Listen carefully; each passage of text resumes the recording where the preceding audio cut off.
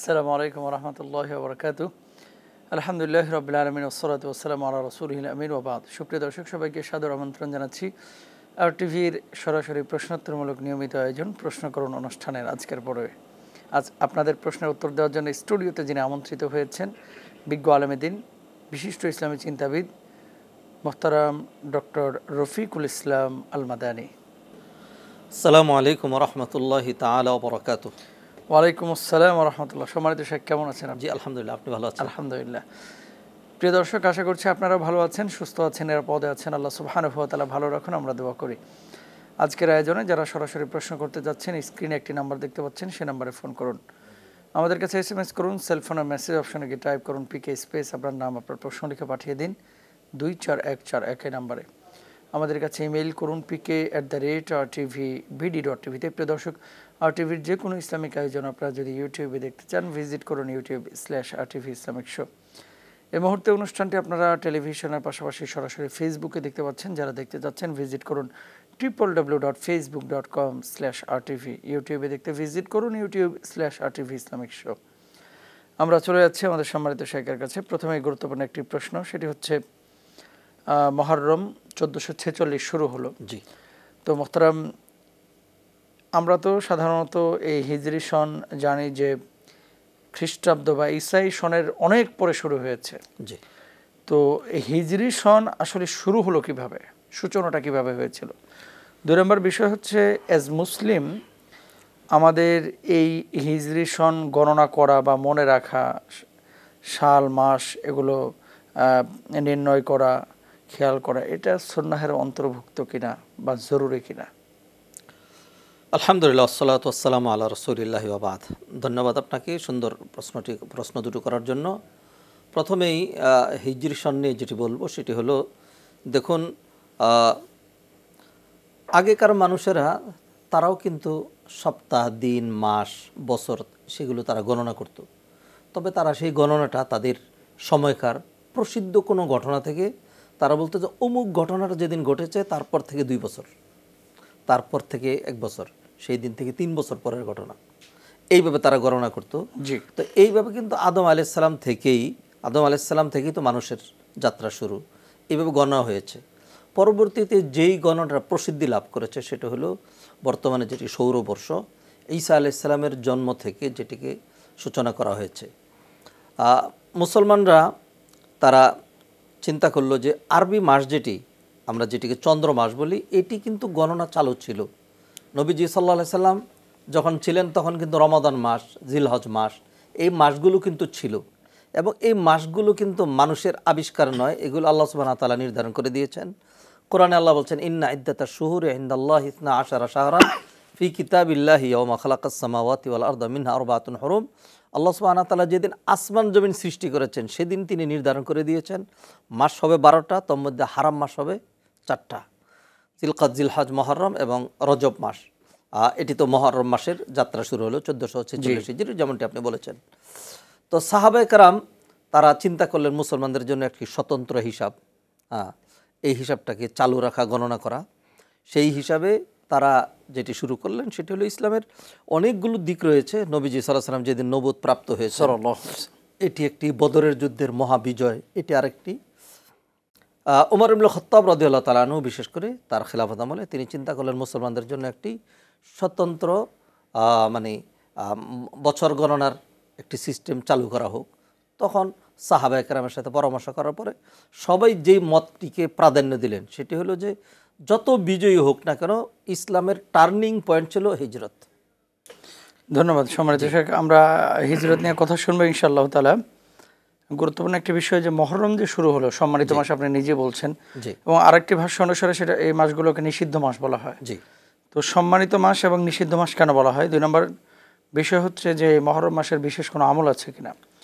সম্মানিত আর নিষিদ্ধ এ দুটো পাশাপাশি একই জিনিস। জি। মুহররম এই শব্দের অর্থই, হারাম শব্দের দুটো অর্থ, একটা হলো অধিক সম্মানী, অর্থাৎ এই মাসের সম্মান এত বেশি যে এই মাসে অন্যায় অপরাধ করা এগুলি স্ট্রিক্টলি প্রহিবিটেড বা নিষিদ্ধ।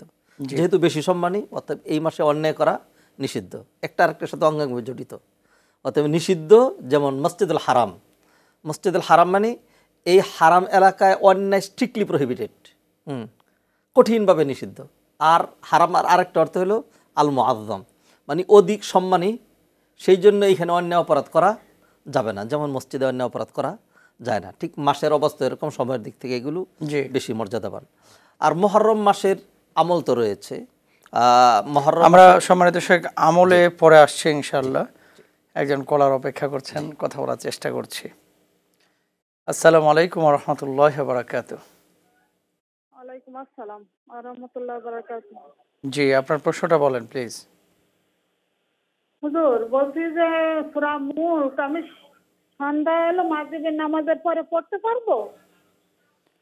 আচ্ছা, ঠিক আছে, আপনি আমাদের সঙ্গেই থাকুন, আমরা আলোচনা করব ইনশাআল্লাহ তাআলা। জি মোহতারাম, সূরা মুলক মাগরিবের নামাজের পরে পড়তে পারবেন কিনা? এটা তো এশার নামাজের পড়ার কথা বা রাত্রিকালীন সময়। জি, সূরা মুলক মাগরিবের পরে পড়তে পারবেন। কোরআন তেলাওয়াত আপনি যে কোনো সময় কোনো রকম বাইন্ডিং ছাড়া যে কোনো জায়গায় পড়তে পারবেন। জি। তবে আপনি যদি সুন্নাহর উপর আমল করতে চান তাহলে নবীজি সাল্লাল্লাহু আলাইহি সাল্লাম এটি এশার নামাজের পরে পড়তেন, এবং নবীজি সাল্লাল্লাহু আলাইহি সাল্লাম বলেছেন যে কোরআনে একটি সূরা আছে যেটি 30 আয়াত বিশিষ্ট, যে ব্যক্তি এই সূরাটা নিয়মিত এশার সালাতের পরে বা রাতে যে এটি পড়বে, এই সূরা তাকে কিয়ামতের দিন সুপারিশ করে জান্নাতে ঢুকিয়ে দিবে। অতএব পারফেক্ট সুন্নতের অনুসরণ হবে, একদম রেগুলার মেনটেন করে প্রতিদিনই যদি পড়েন তাহলে তিনি পড়তে পারবেন সেটি এশার পরে। আর যদি এমনি তেলাওয়াত হিসাবে করতে চান, ফজরের পরে, জোহরের পরে, মাগরিবের পরে, কখনো করলেন না, তেলাওয়াতের ক্ষেত্রে কোনো বাইন্ডিংস নেই।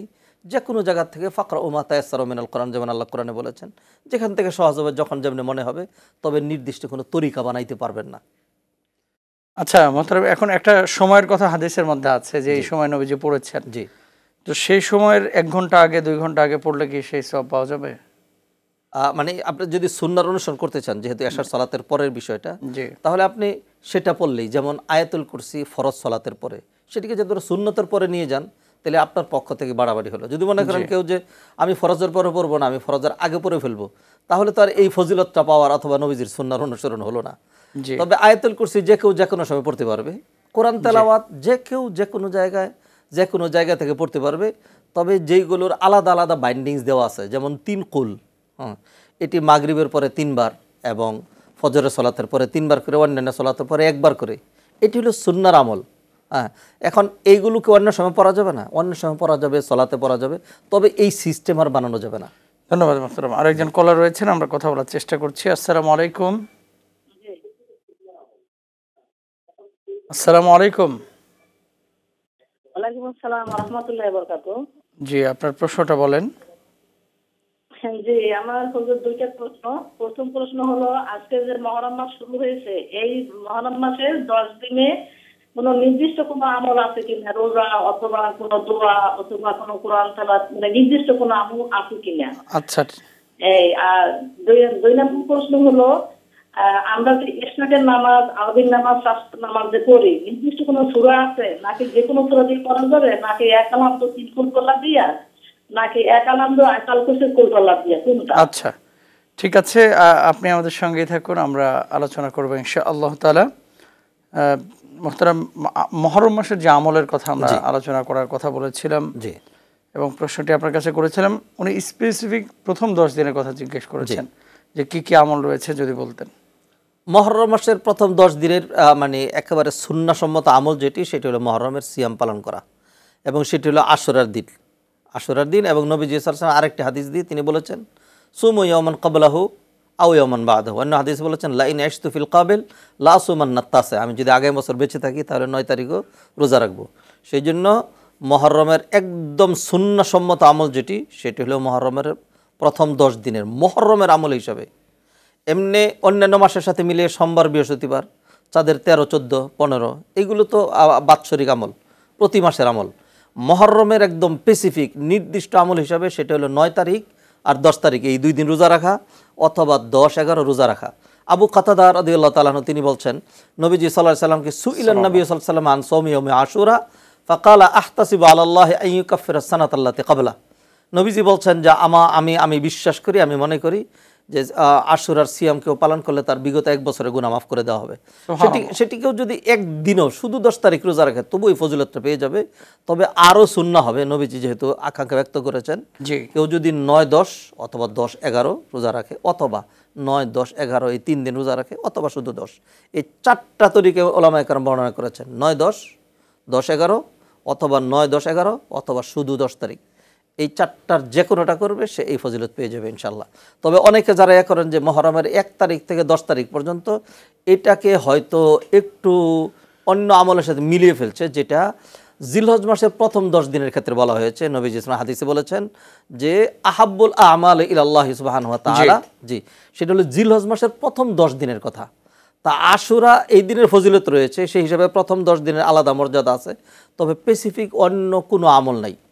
তবে এই দিনে যেন বিদাত না হয়, যেন শিরকিয়াত না হয়, খুরাফাত অথবা প্রচলিত যে সমস্ত উল্টাপাল্টা আমলগুলো মানুষ করে সেগুলো যেন না হয়।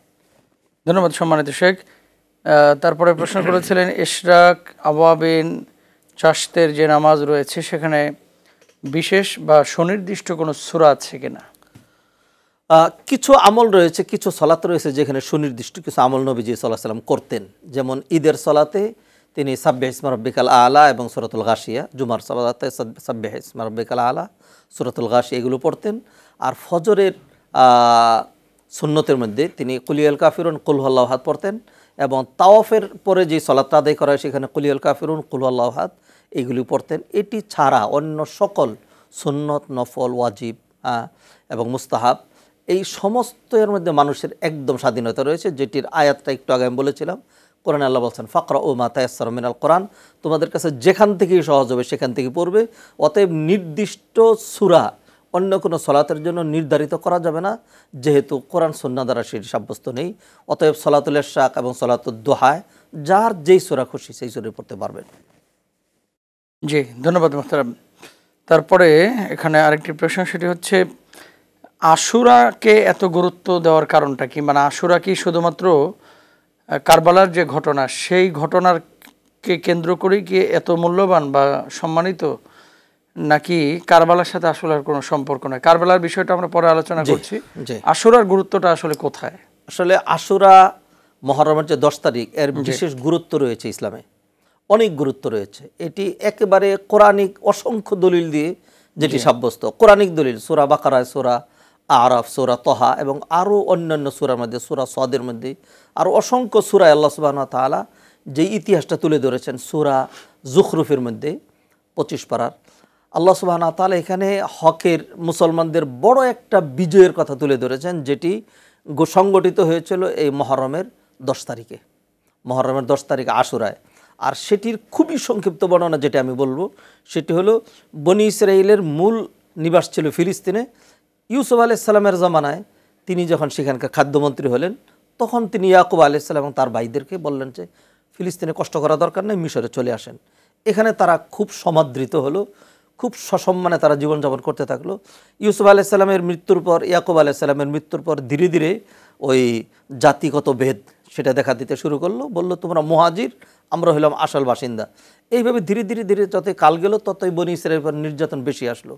অবশেষে 450 বছর পর আল্লাহ সুবহানাহু ওয়া তাআলা বনি ইসরাইলের মধ্যে মানে নির্যাতন এতটা পর্যায়ে চলে গেল যে ফেরাউন বিধান জারি করলো যে মানে বনি ইসরাইলের লোকজন তারা স্ত্রীর সাথে মেলামেশা করতে পারবে না, সন্তান গ্রহণ করতে পারবে না, এরকম পাশবিক সিদ্ধান্ত। এরপরে যখন মানুষ কমে যেতে শুরু করলো, তখন তাদের লোকজনই বললো যে এখন তো বনি ইসরাইলের লোকজন কমে যাচ্ছে, তাহলে আমাদের সাধারণ কাজগুলো কারা করবে? তখন বললো ঠিক আছে, তাহলে একটা কাজ করো, 1 বছর অনুমতি দাও, আরেক বছর 1 বছর সন্তান নিতে পারবে, আরেক বছর সন্তান নিতে পারবে না। এইরকম অত্যাচার করতো। আল্লাহ সুবহানাহু ওয়া তাআলা মুসা আলাইহিস সালামকে পাঠাইলেন। মুসা আলাইহিস সালাম বহুতভাবে মুজিজা দেখিয়ে এরপরে তিনি তার কাছে গিয়ে বললেন, আন আরসিল মা'আনা বানি ইসরাঈলা ওয়া লা তু'আযিবহুম, বনি ইসরাইলকে আমার সাথে দিয়ে দেন, তাদেরকে আর কষ্ট দিয়েন না। আল্লাহ সুবহানাহু ওয়া তাআলা অবশেষে মুসা আলাইহিস সালামের কাছে ওহী নাজিল করলেন, মুসা এইভাবে হবে না, আপনি যদি বনি ইসরাইলকে উদ্ধার করতে চান তাহলে রাতের আধারে লুকিয়ে সবাইকে নিয়ে পালিয়ে যেতে হবে। ওয়া আওহাইনা ইলা মুসা আন আসরি বিইবাদি ইন্নাকুম মুত্তাবাউন, সূরা শুআরা আল্লাহ সুবহানাহু ওয়া তাআলা বললেন। মুসা আলাইহিস সালাম সকল বনি ইসরাইলকে জানিয়ে দিলেন, যদি তোমরা অত্যাচার মুক্ত হতে চাও তাহলে অমুক রাতে আমাদের সিদ্ধান্ত, আমরা সবাই পালিয়ে চলে যাব। জি, সেই মোতাবেক সবাইকে নিয়ে মুসা আলাইহিস সালাতু সালাম এক রাতে একদম রওনা দিয়ে সাগরের কিনারে চলে আসলেন। ধন্যবাদ মাতারা। আমরা এরপরে শুনবো ইনশাআল্লাহ। একজন কলার অপেক্ষা করছেন। আসসালামু আলাইকুম ওয়া রাহমাতুল্লাহ। আসসালামু আলাইকুম। ওয়ালাইকুম আসসালাম। জি, আপনার প্রশ্নটা বলেন।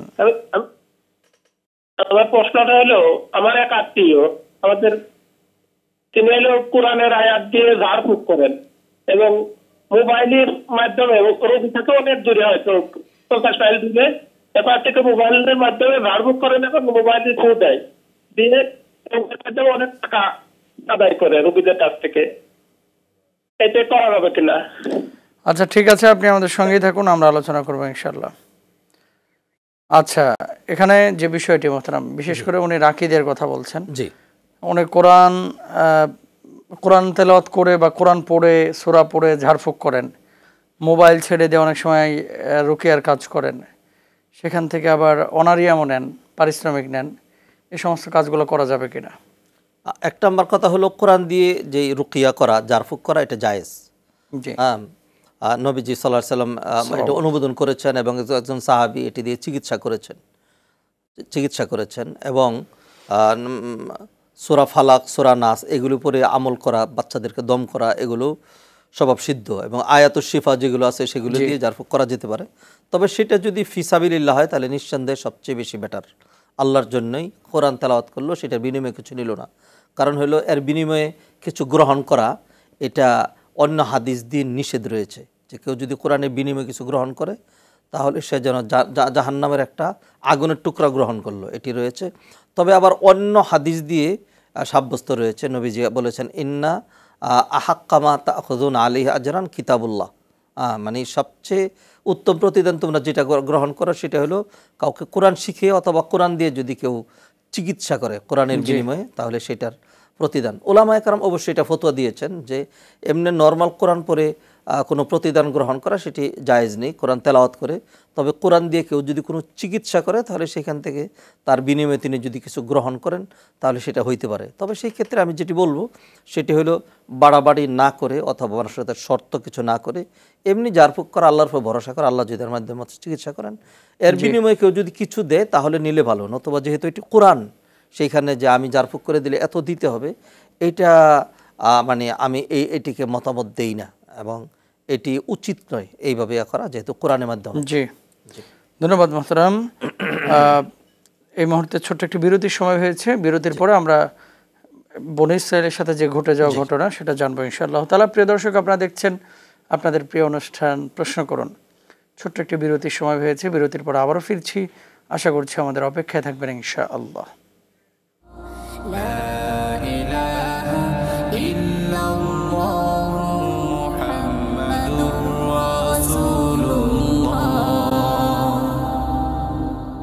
আলহামদুলিল্লাহ, বিরতির পরে আবারও সবাইকে সাদর আমন্ত্রণ জানাচ্ছি। প্রিয় দর্শক, আপনারা দেখছেন আপনাদের প্রিয় অনুষ্ঠান প্রশ্ন করুন। আলোচনা করছেন ডক্টর রফিকুল ইসলাম আল মাদানী, সঙ্গে আছে আমি মোস্তাফিজ রহমানী। আমরা আবারও সম্মানিত শাইখের কাছে চলে যাচ্ছি। পরবর্তী যে প্রশ্নটি আমরা শাইখের কাছ থেকে শুনছিলাম যে বনী ইসরাইলের মুক্তির জন্য, তো আশুরার যে ঘটনাটা বলছিলাম যে কোরআনে আল্লাহ সুবহানাহু ওয়া তাআলা অসংখ্য জায়গায় আলোচনা করেছেন, সেটি হলো যে ঘটনা আমি বলছিলাম, মুসা আলাইহিস সালাতু ওয়াস সালাম বনী ইসরাইলকে নিয়ে রাতের আধারে ঠিকই লুকিয়ে তিনি চলে গেলেন, একদম গিয়ে তিনি আটকা পড়লেন সমুদ্রের কিনারে। সকালবেলা ফেরাউনের লোকজন দেখলো যে বনী ইসরাইলের কেউ বের হচ্ছে না। তখন ফেরাউন বলল যে তাদের দরজা ভেঙে দেখো কি হয়েছে।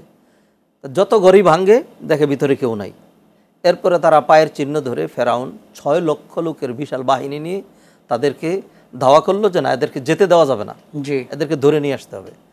তো মুসা আলাইহিস সালামের অনুসারীরা যখন সকালবেলা দেখলো যে ফেরাউন বিশাল বাহিনী নিয়ে আসছে, তখন ক্বালা আসহাবু মুসা ফালাম্মা তারা আল জামাআনি ক্বালা আসহাবু মুসা ইন্না লামুদরাকুন, তারা বলছে যে মুসা, সর্বনাশ তো হয়ে গেল, এখন তো আমাদেরকে ধরে কচুকাটা করে ফেলবে।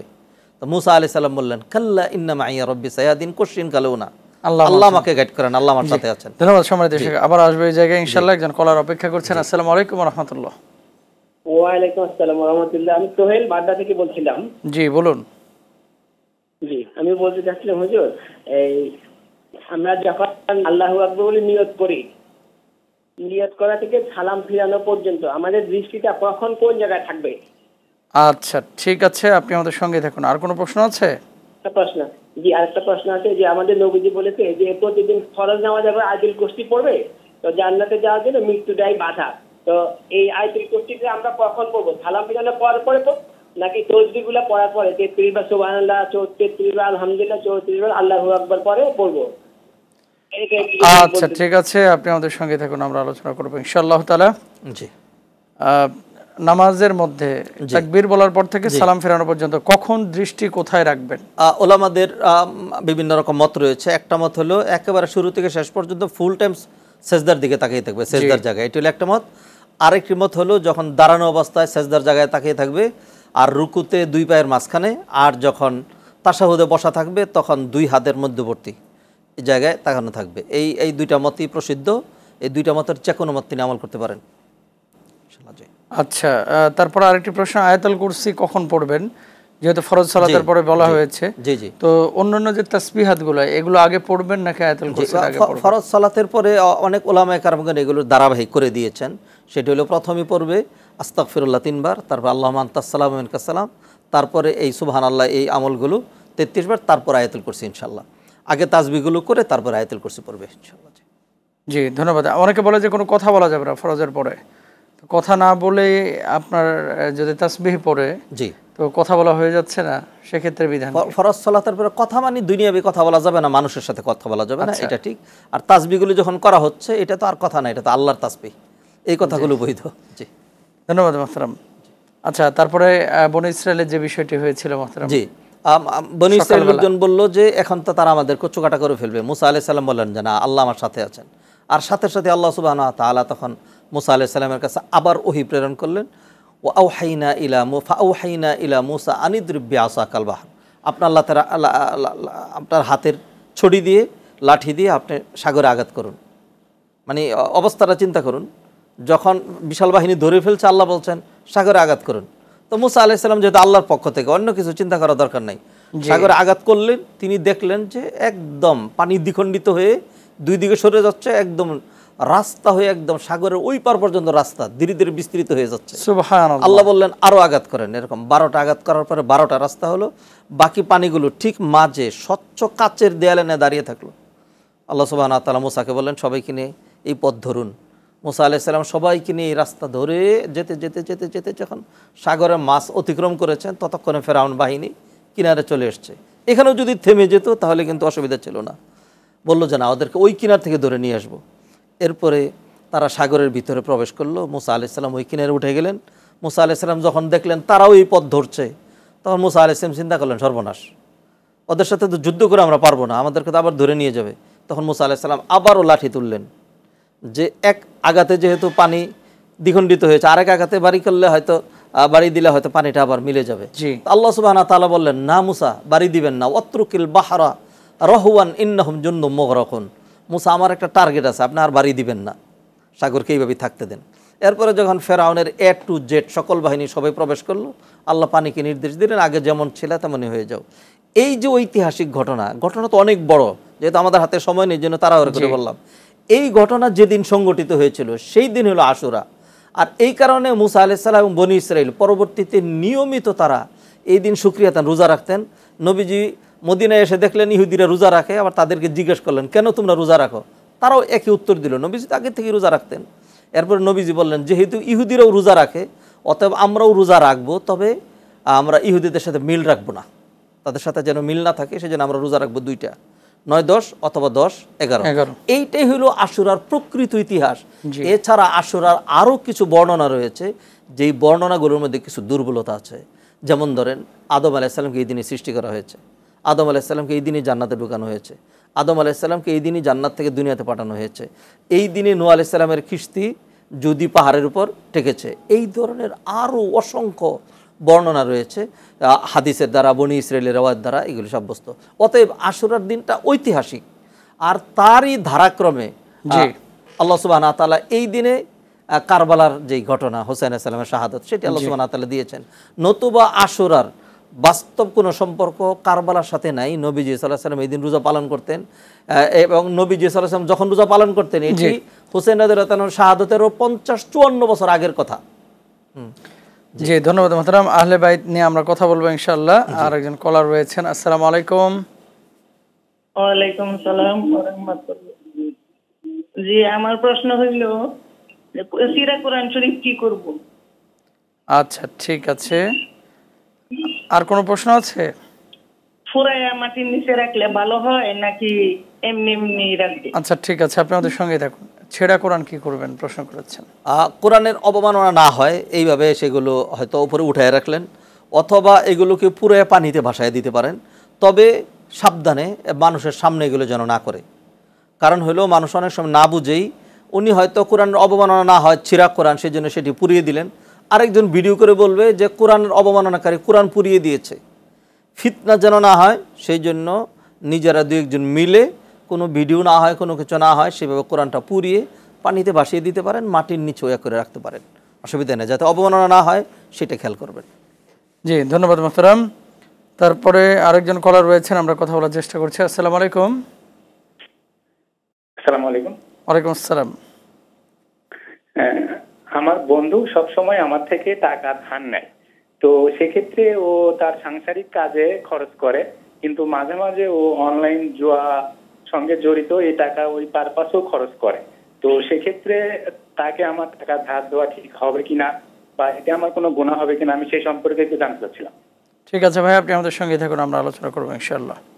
অনলাইনে জুয়া খেলে টাকা ধার নিয়ে তাকে টাকা ধার দেওয়া যাবে কিনা, কখনো কখনো পারিবারিক খরচও করে।